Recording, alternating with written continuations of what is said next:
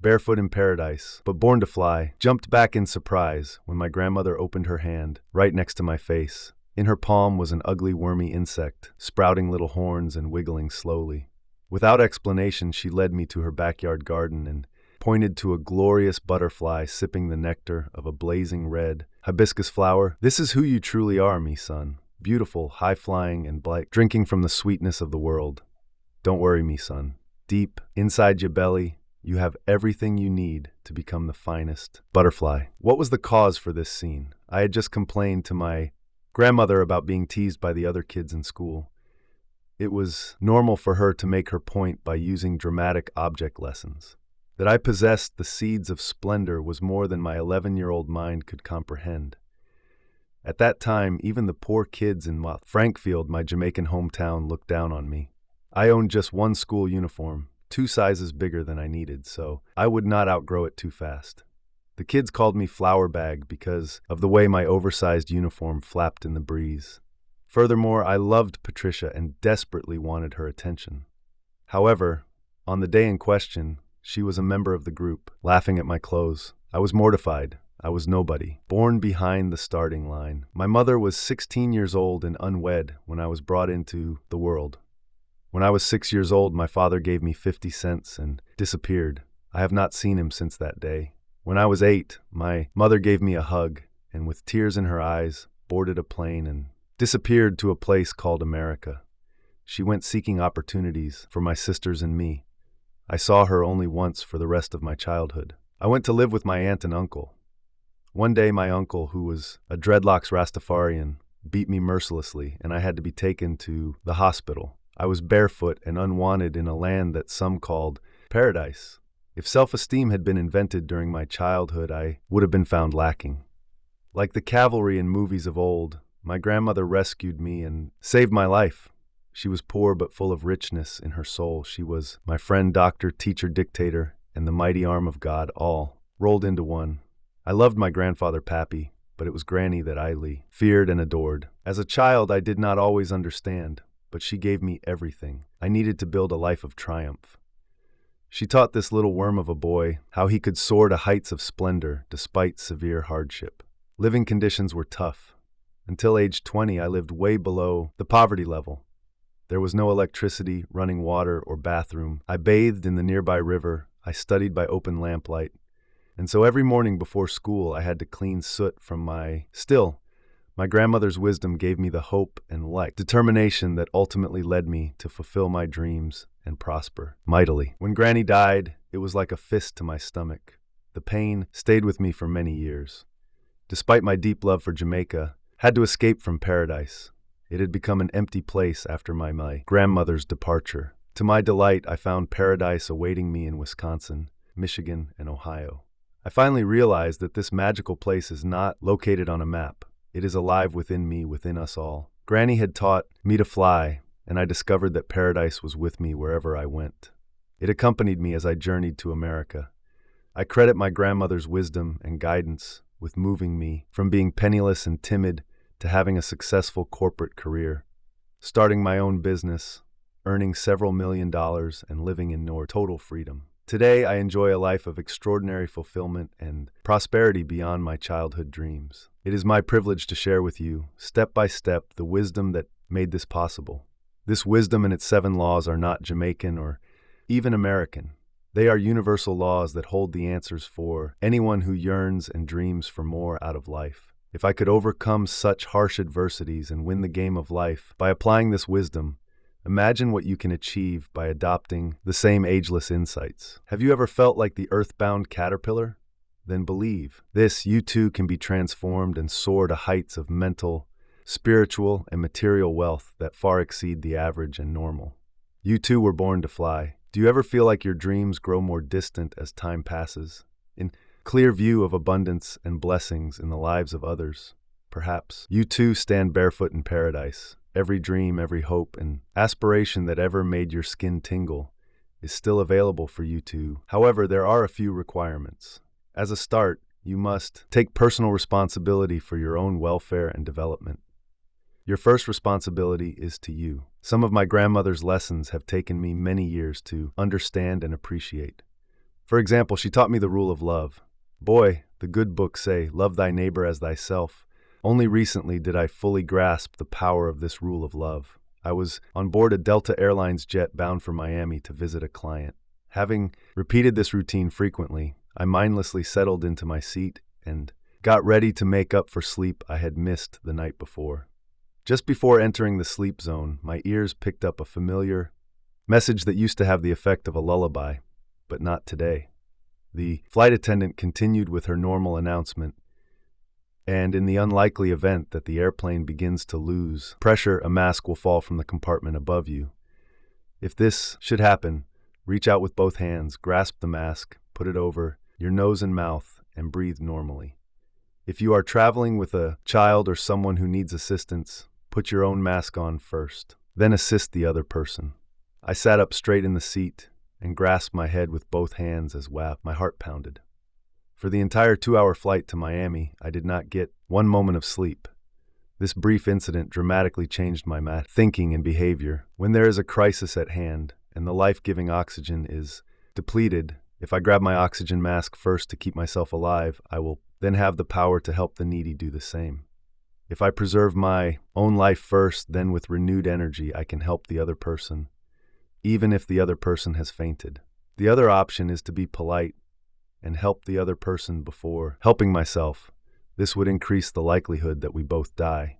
For the first time, I understood the rule of love I had learned years before. The way to be of greatest help to my neighbor is to fortify and prepare myself ahead of time. The love and care expressed to my neighbor is limited by the love and care I show myself. The directive is not to love my neighbor more than myself, but to the same degree. The message is that your first responsibility in life is to preserve and strengthen yourself. That realization shattered my assumption about self and goodness. I used to think it selfish to put my needs ahead of the needs of others. Yet this life principle is so basic that the Federal Aviation Administration requires Delta and all other airlines to announce it before any flight can lift off. As a frequent traveler, I had heard the announcement hundreds of times before. On that day, I received the message for the first time. Often we encounter truth like a brand new insight, even though truth has been beckoning to us all along. Age-old truths seem new when we first come to receive them. This explains why I was amazed. Do you ever wish you had the power to change the world, or even the life of just one person? You do have the power. The single most effective power you have is the ability to change yourself. When you are transformed, your world will change, and the lives of many people around you will be affected as well.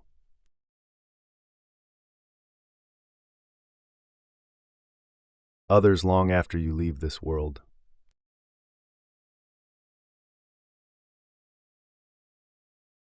Growth, resources, health, or opportunities. Do you sometimes wish you could just fix them? Then set out immediately on the task to fix yourself. This is your first responsibility. When you observe what is wrong with the world, when you see the suffering of the countless masses and the individuals you love, your good intentions will be useless if you have not first fortified and provided for yourself. What do you offer? A semi-sober bartender stands night after night behind the bar, serving up alcohol and advice to hapless souls trying to drink and talk away their troubles. They tell him of divorce, financial crisis, job troubles, and other problems. He plays his role well, he listens, empathizes, and gives shallow, rehearsed suggestions, yet he himself is divorced, in debt, dissatisfied with his job, and is burdened with personal problems. You have to offer more than promises when the confused and depressed lean on you for strength. Sympathy is not enough when the hurt and sick cry to you for help and healing. Unless you are strong, you are of little help to the weak. If your pantry is empty, how can you feed the hungry? If you do not know peace and contentment, you cannot bring comfort to the troubled heart. Where will you find the resources to make a meaningful impact on others if you are lacking in the same areas as well? Unless you learn to fly, how will you rise above the fray to become a guide for those who cannot get off the ground? This is not an attempt to justify pride and self-admiration. Rather, it is a mandate for self-empowerment. It is a frontal attack on the notion that underachievement, getting by, and living in need are somehow virtuous and good. Let us say, for example, that I choose to reject mortal pleasures and then materialism. I reduce my earthly possessions to the clothes on my back and the shoes on my feet. Now my neighbor pounds on my door in desperation. He is barefoot, naked, and distressed. His home has burned down, and he begs me for shoes and clothes. I now find in my self-righteousness that I have nothing to offer him. There are people who depend on you to be strong, those who look up to you with great hope. There are some who see themselves as being less than you in ability, accomplishments, or social stature. You may be surprised to know your silent admirers who yearn for you to succeed, thereby blazing a trail of hope for them. Your obligation is to be strong, grow, educate yourself, achieve your goals, and become a significant force in the lives of others. Have you already attained a certain level of success? Then grow some more. Expand your ability to touch the lives of more people by first touching your own. You were born to fly, so why not soar up high? With little or much, you can succeed. Another requirement for you to fly is to have a clear picture of what success looks like for you. There are as many different versions and definitions of success as there are varieties of butterflies. However, regardless of how you picture success, it begins with the ability to exhibit the attitude and thinking of abundance long before the material evidence arrives to confirm it. Before I had $10 in the bank, I was successful, content, and fulfilled. How can this be? Consider Granny's teacups. She had a small, exquisite pink teacup and a larger plain cup that looked like a mug with a handle. They were graphic examples that taught me valuable lessons about success. Granny said each cup represented the capacity, talents, and scope of a person's life. In her words, fulfillment and fullness of life come from filling the cup of your war. Don't spend your life envying what others have, she said. The president of a company may have a larger cup than the janitor, but if both live their lives to the maximum, both can be very successful. If you compare yourself with others, you may become vain or bitter, for always there will be greater and lesser persons than yourself. Desiderata, 1927 by Max Ehrmann. Your job is to fill your cup with good contents such as love, relationships, wealth, and achievements. Make your cup overflow. It is impossible for your cup of goodness to overflow into the lives of others without drenching you with the dew of success. Small cup, big cup, fill it up. The stories of John Brown and Breda Booth help me understand the concept of an overflowing cup. John was a highly talented and educated business executive working in the capital city of Kingston. He also coached a soccer team, spoke 3 languages, and volunteered as a music teacher at a poor inner-city school. He was a happily married father of 2 children. John had money and influence. Breda Booth was a friend of my grandmother.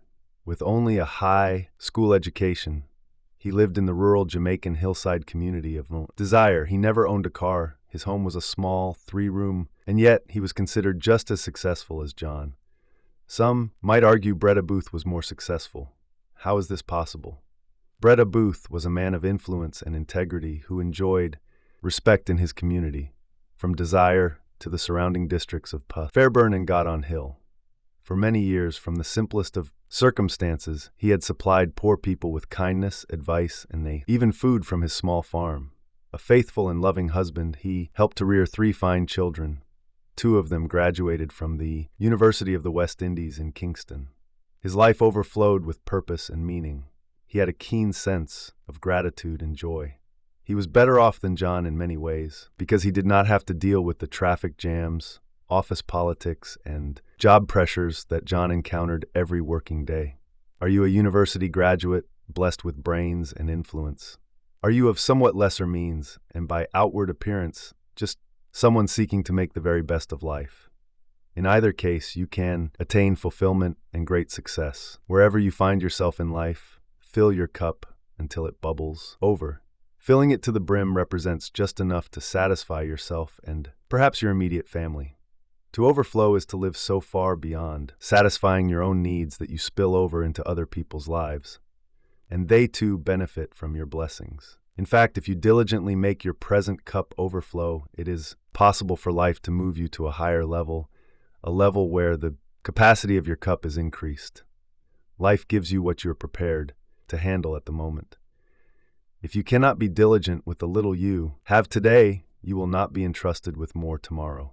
I learned early on from my grandmother that regardless of the size of my present cup, there is no acceptable excuse for mediocrity and underachievement. In this book, I will share with you the laws and principles that will help you attain fullness and overflow. The 7 universal laws. There are laws by which the universe rewards people with success. Ignorance or denial of these rules produces ruin and failure. Many people do not know that these laws exist, and so they remain as secrets. Somewhere between Granny's wisdom and my own life's journey, from nothing to everything, I learned the ancient principles of how to play the game of life and win. I gained the power to see in the dark what others sometimes cannot see. On that first cold night in Wisconsin, I saw visions of money lying in the streets of America. Many who travel those streets daily see only hardship and danger.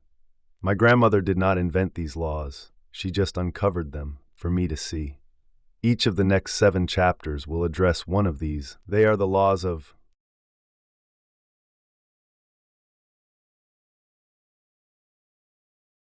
These universal principles are not like our social laws. Traffic laws may say you should not drive faster than 55 miles per hour on certain highways. You might go faster and not get caught, thereby breaking the law without immediate penalty. On the other hand, the laws of nature are unbreakable. Determine whether they work for you or against you, but they are always in operation. Granny drove home this principle with the following popular Jamaican fable. The story of Bedward, Ignorance Cannot Fly. Bedward was a Jamaican preacher who announced in church that he was going to fly on the following Sunday.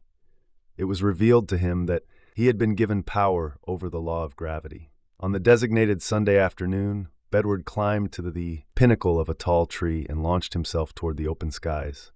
A few spectacular seconds later, he crashed to the ground and broke his neck in full view of believers, skeptics, and entertainment seekers. The sad truth was that Bedward could fly. Before doing so, he needed to understand the rules of aerodynamics, but he did not even know they existed. Therefore, they worked faithfully against him, but work they did. He could not break the law of gravity. It broke him, for nature makes no exception for ignorance of its ways. As in the case of gravity, the universal laws in this book always work, whether or not you even know they exist. Dream seekers who desire achievement and success, but fail to understand the laws that govern these states are likely to crash just like Bedward.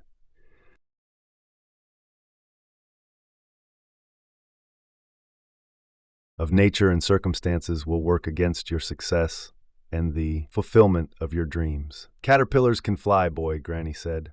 Besides, they were made. My granny was clear. Just think. The ugly caterpillar does not need others to give him wings. He already has them all inside his belly. When the time is right, his wings grow out and he flies high. That's all. You too were born to fly. The only difference with you is that you must choose to fly. It happens to the caterpillar naturally. He doesn't have to think about it. You have the gift of free will. Put it to use. Make the choice, pay the price, and one day your wings will appear. I don't care how poor and common you may seem to other people. I see in you everything you need to grow up and be very successful.